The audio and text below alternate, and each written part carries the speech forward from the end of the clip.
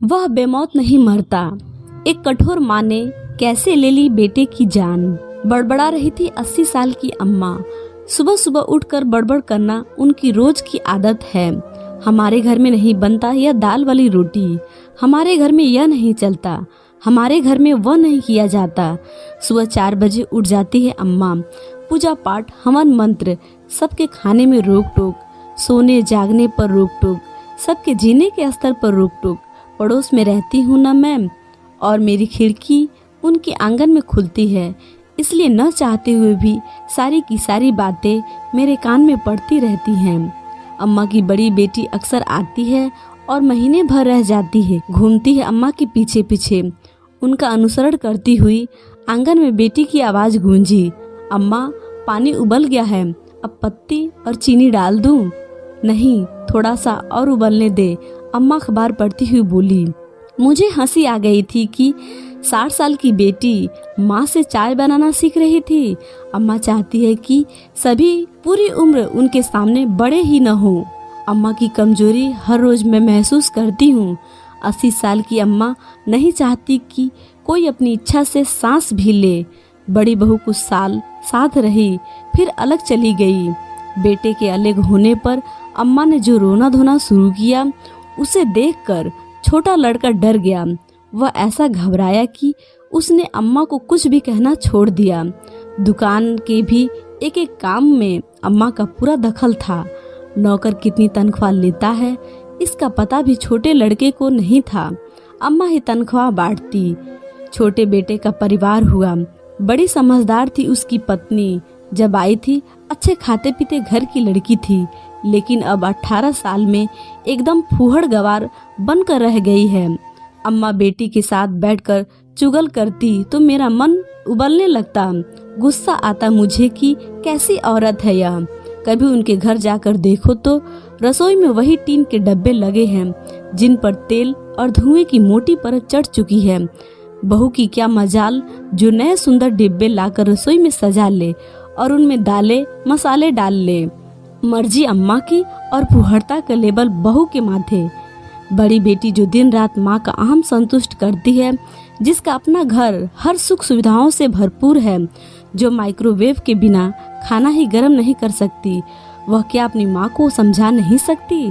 मगर नहीं, पता नहीं कैसा मोह है इस बेटी को कि माँ का दिल न दुखे, चाहे हजारों दिल दिन रात टूटते रहें। मेरे घर में 3 रोटियां खाने का रिवाज है। अम्मा ने बहू के आते ही घर के नियम उसके कान में डाल दिए थे। जब अम्मा ने देखा कि बहू ने चौथी रोटी पर भी हाथ डाल दिया, तो बच्चों को नाप तुला भोजन परोसने वाली अम्मा कहाँ सह लेती कि बहू हर रोज एक एक रोटी ज्यादा खा जाती। छोटा लड़का माँ को खुश करता करता ही बीमार रहने लगा था। सुबह से शाम तक दुकान पर काम करता और पेट में डलती गिनकर पतली पतली 5 रोटियां, जो उसके पूरे दिन का राशन थी। बाजार से कुछ खरीद कर इस डर से नहीं खाता कि नौकरों से पता चलने के बाद अम्मा घर में महाभारत मचा देगी। किसी ने जादू टोना कर दिया है हमारे घर पर। बेटा बीमार पड़ा तो अम्मा यह कहते हुए गंदे ताबीजों में ऐसी पड़ी कि आस अड़ोसी पड़ोसी सभी उनके दुश्मन नजर आने लगे, जिनमें सबसे ऊपर मेरा नाम आता था। अम्मा का पूरा दिन हवन मंत्र में बीतता है और जादू टोने पर भी उनका उतना ही विश्वास था। पूरा दिन परिवार का खून जलाने वाली अम्मा को स्वर्ग चाहिए, चाहे जीते जी आसपास नरक बन जाए। छोटा बेटा इलाज के चक्कर में कई बार दिल्ली गया था। सांस अधिक फूलने लगी थी, इसलिए इन दिनों वह घर पर ही था। एक सुबह वह चल बसा। हम सब भागकर उनके घर जमा हुए तो मेरी सूरत पर नजर पड़ते ही अम्मा ने चीखना चिल्लाना शुरू किया, हाय मेरा बेटा खा गई, तूने जादू टोना किए, देख मेरा बच्चा चला गया। अवाक रह गई मैं। सभी मेरा मुंह देखने लगे। ऐसा दर्दनाक मंजर और उस पर मुझ पर ऐसा आरोप। मुझे भला क्या चाहिए था अम्मा से जो मैं जादू टोना करती? अरे बड़की बहू तेरे सगी है ना, सारा छोटा न ले जाए इसलिए उसने तेरे हाथ जादू टोना भिजवा दिए। मैं कुछ कहती इससे पहले मेरे पति ने मुझे पीछे खींच लिया और बोले, शांति चलो यहाँ से। मौका ऐसा था कि दया की पात्र अम्मा वास्तव में एक पड़ोसी के दया की हकदार भी नहीं रही। इंसान बहुत हद तक अपने हालात के लिए खुद ही जिम्मेदार होता है। उसका किया हुआ एक एक कर्म कड़ी दर कड़ी बढ़ता हुआ कितनी दूर तक चला जाता है। लंबी दूरी तय कर लेने के बाद भी शुरू की गई कड़ी में वास्तवता नहीं टूटता। 80 साल की अम्मा आज भी वैसी की वैसी ही है। बड़ी बहू दुकान पर जाती और बड़ी पोती स्कूल के साथ साथ घर भी संभालती है। अम्मा की सारी करवाहट अब पोती पर निकलती है। 4 साल हो गए बेटों को गए। इन 4 सालों में अम्मा पर बस इतना ही असर हुआ है कि उनकी जबान की धार पहले से कुछ और भी तेज हो गई है।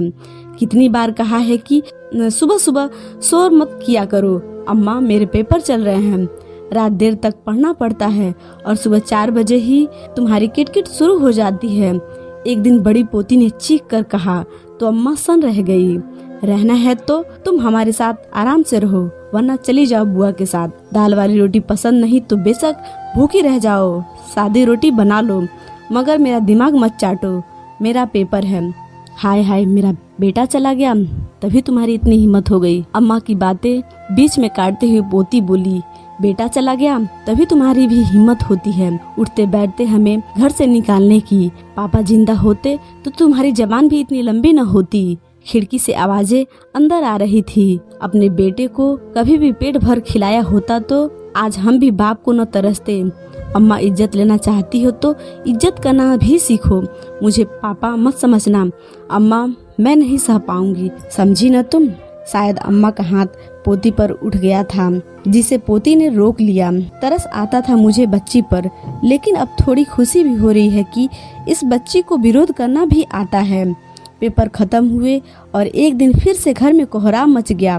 घबराकर खिड़की से देखा, चमचमाते 3 बड़े छोटे ट्रंक आंगन में पड़े थे, जिन पर अम्मा चीख रही थी। दुकान से पैसे लेकर खर्चा जो कर लिए थे। घर में इतने ट्रंक हैं, फिर भी इनकी क्या जरूरत थी? होंगे, मगर मेरे पास नहीं है और मुझे अपना सामान रखने के लिए चाहिए।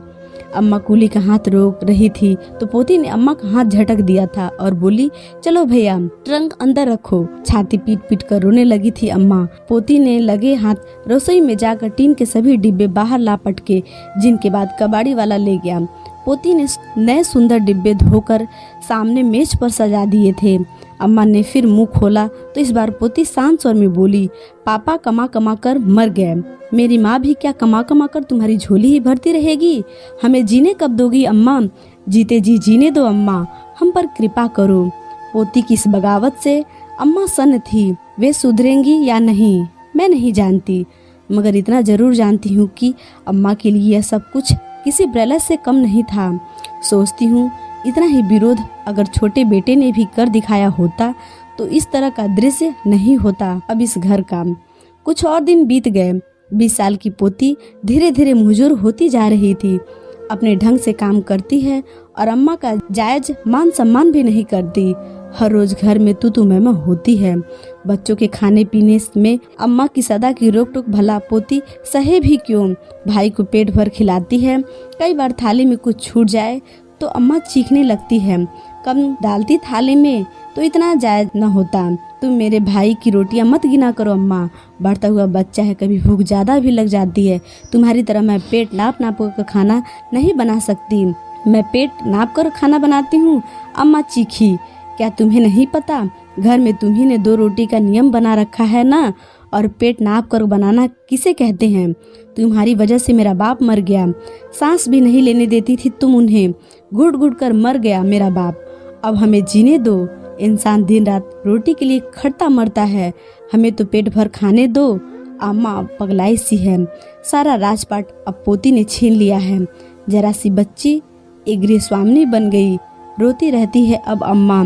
सभी को दुश्मन बना चुकी है। कोई उनसे बात करना नहीं चाहता। पोती को कोसना घटता नहीं। अपनी भूल वह आज भी नहीं मानती। 80 साल जी चुकने के बाद भी उन्हें बैराग नहीं सूझता। सबसे बड़ा नुकसान उन पंडितों को हुआ जो अब यज्ञ हवन के बहाने अम्मा से हलवा पूड़ी उड़ाने नहीं आ पाते। जब कभी कोई भटकता आप पहुँचे तो पोती झटक देती है, जाओ जाओ अब हमें बख्शो।